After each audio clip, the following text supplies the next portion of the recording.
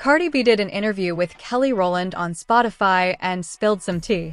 She said she tries to help new female rappers, even demanding them when they face backlash. But then she revealed some of those same girls she supported ended up sleeping with Offset. Like a new little bitch coming up with some shit, and I feel like they kind of cool, and I feel like people be dragging them. I be sliding in their DMs like, it's like, hey, you know this temporary, this is a good and bad thing, but sometimes you gotta know who to do it with, because I have done that to bitches that done went and fucked my man and all that shit. So it's like, you gotta know who you being nice to, because it's like these bitches right here, you out there feeling sympathy for them and wishing them the best, and these bitches will beat you and fuck your nigga, you ain't even realize them bitches. You are here like, damn, she look like a nice girl. I feel bad for her. Like, it's like, let me think that, bitch, you start being shady to me as well, bitch. At this point, it feels like Offset has been with half the industry while married to Cardi B. Cardi didn't name anyone, but the internet is already guessing, and honestly, I am too. This just shows how messy the music industry is. People are supposed to support each other, especially women, but then betrayal happens. No wonder Cardi said she's done helping female rappers after being stabbed in the back. What do you all think? Who is she talking about? Now, onto Cardi's upcoming album. Her debut, Invasion of Privacy, dropped in 2018, and fans have been waiting years for the follow-up, Am I the Drama, set to release this Friday, September 19th. The album was delayed many times. Cardi even went live earlier this year saying she was waiting for features from artists she admires. But on Twitter Spaces yesterday, she revealed that many artists backed out because they underestimated her album and didn't think it would make a big impact. This one time, and I'm gonna say everything because I don't know what the fuck. This album, just like a lot of people that don't like me underestimating this album, a lot of these artists are also underestimated this album too. I have gotten into calls, I have gotten out of my body. Cause you know I'm very shy. I have hit people up. I have this and that. And people underestimating the impact, well, a lot of people have changed their mind these past couple of weeks. If people underestimated the impact and everything, I can't do nothing about it. One thing I don't do is I'm not gonna beg nobody. So for y'all to be like complaining and like these are a lot of these artists that have gotten in it. On this album, I'm very thankful, I'm very grateful because you'll be very fucking surprised. So, Cardi B's new album, Am I the Drama, finally drops this Friday with 23 tracks. Features include Cash Cobain, Janet Jackson, Kanye I, Lizzo, Megan Thee Stallion, Selena Gomez, Summer Walker, and Tyla. Some fans feel these collabs aren't superstar level and wonder who backed out of the project. Still, Cardi added her hits, WAP and Up, and the album will likely do well, though maybe not as huge as her diamond-certified debut Invasion of Privacy. What do y'all think? Will it flop or hold up to her first album? Now, let's move to the next story. Over the weekend, Jay-Z hosted the Reform Alliance Casino Night Gala in Atlantic City with Beyoncé by his side. The event raised $20 million for criminal justice reform, but what had people talking was the seating chart. Beyoncé and Jay-Z sat at the same table as Ivanka Trump and Jared Kushner. Social media went wild because Beyoncé campaigned hard for Kamala Harris last year, so seeing her looking friendly with the Trump family shocked fans. To make things messier, Roc Nation CEO Desiree Perez, pardoned by Trump in 2021 for past drug charges, was also at the table near Jared. Now people are connecting dots, wondering if there are behind-the-scenes ties. Of course, sitting at the same table doesn't mean they're friends, but since it was Jay-Z's event, they likely had a choice. So what do y'all think? Is Beyoncé just being polite, or is there more to this connection through Desiree Perez? Let me know in the comments.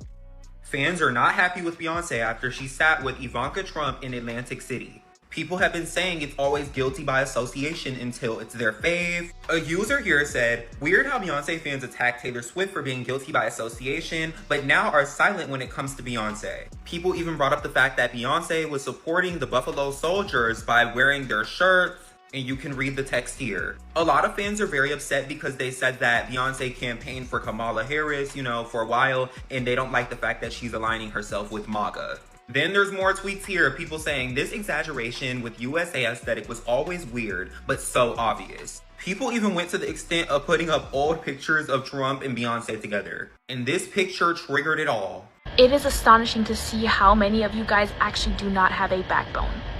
And yes, I'm talking to you, the person who cannot let go of their parasocial relationship with these celebrities.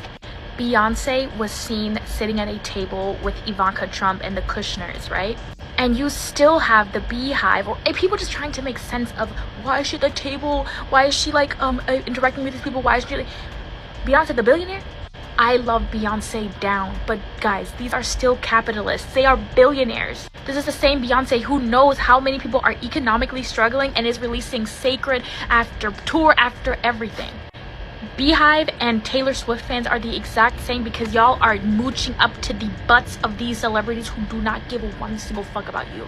Not to mention that they have zero backbone themselves. They don't speak up to anything. Beyonce has so much money. Jay-Z has so much money. All these people have so much money, yet they don't use it in ways that could actually benefit society. And this is one of the reasons why I struggle to even be friends with most people, because y'all just don't have anything. You don't stand for anything. You don't stand for anything, so you fall for everything. Why are you trying to rationalize why Beyonce is sitting with these people? She is one of them. It is not like race against race. It's literally money against poor. Like that's what it is. Obviously, there are races on top of it, but money can save you from a lot of things, especially when you are a billionaire. You are no longer part of the oppressed class. I'm sorry, you're not. Like, in theory, yes, you are. But Beyonce does not, like, you guys, we have to do better. But honestly, I've lost all hope. I think that there is no waking up from this nightmare. So let me get this straight. You cancel artists rightfully for performing at Trump's inauguration, but when they're sitting with his daughter at a charity event, there's a bunch of excuses for it. Like, here's the thing. There's an option to not show how morally bankrupt you are. Like, what gets me is the people commenting willingly say that there's an excuse for, again, sitting with the daughter of someone you have called various names. You know? So, it kind of, either you have to admit that they're not as perfect or as in control of their career as they say, which a lot of people do not want to admit, or you gotta admit that is a pretty fucked up thing to do. And since when does conforming to respectability politics align with Beyonce?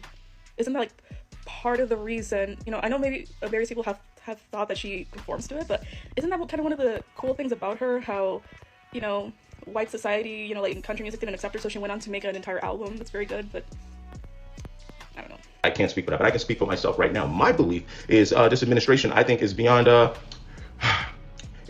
moving more towards the center. But however, they are very transactional. That is my belief. I'm well aware of that, and I understand that. So if I've got something that I can give, and something that they can take, and I've got something that they can take, and they've got something that I could give, if I were in that position, I would probably be playing this game. But I'm not. I have nothing to give to them, in my opinion. So my stance about this administration, I will tell you, and I will keep it a being with you. If it ever changes, I will let you know if I ever had something to give to them. But the point I'm trying to make is that context does matter to a certain extent. You are free not to like it, but again, just remember, if your starting point, if your idol worship of these celebrities, I told you all the time, I like Jay-Z, capitalistic to the bone. You think I thought his wife wouldn't be? But at the same time, billionaires, old school billionaires who used to move like this, philanthropists, current favors with people they may not like or may have not wanted in office. That's what they are. That's what these people are. Everybody in that same room. They had a list.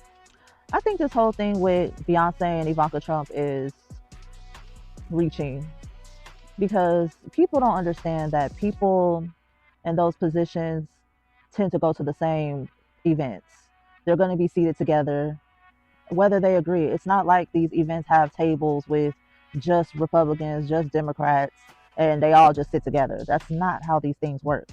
Also, you got to understand that, yes, Beyonce is our queen, and we believe that she can do what she can. I mean, she can do whatever she wants to do. But at the same time, her being Beyonce, her being an artist is a job. She goes to events. She has obligations to do. You know, she's constantly making money. It's just no different in the real world, where you work with people that you may not necessarily agree with all of their ideologies and, you know, what have you. I'm pretty sure you would be surprised, as some of y'all are seeing with everything that's been happening right now, of working with people and coming to find out the truth coming to light, that you're working with people who don't share any of the ideologies of you, of that you have. And then what ends up happening is, unfortunately, a lot of times those people are in positions of power, or your bosses, your managers. And now we're finding that people are being, you know, wrongfully, wrongfully, but being terminated from their jobs because of their ideologies, beliefs, whatever. But yeah, it's the same thing in that world. And don't get me wrong, the rich is going to stick with the rich to a certain degree. I mean, she don't really have to necessarily be the bad person in a situation, because at the end of the day, these people all rub elbows with each other, all of them. Are a lot of them in cahoots with each other? You bet damn Skippy they are.